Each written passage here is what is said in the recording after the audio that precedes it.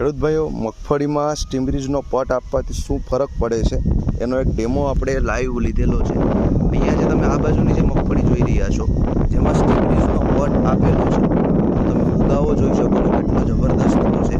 અને અહીંયાથી બાજુમાં જ છે તો ત્યાં સ્ટીમરીજનો પટ આપેલો નથી, એક જ ખેતર છે છતાં તમે અહીંયા જોઈ શકો છો કે જે તફાવત છે। જે અહીંયા દેખાય તો અમુક ખાલા પડ્યા છે, ઉગાવો એકદમ મીડિયમ થયો છે, જ્યારે અહીંયા તમે જોઈ શકો છો તો ઉગાવો પણ સારો થયો છે।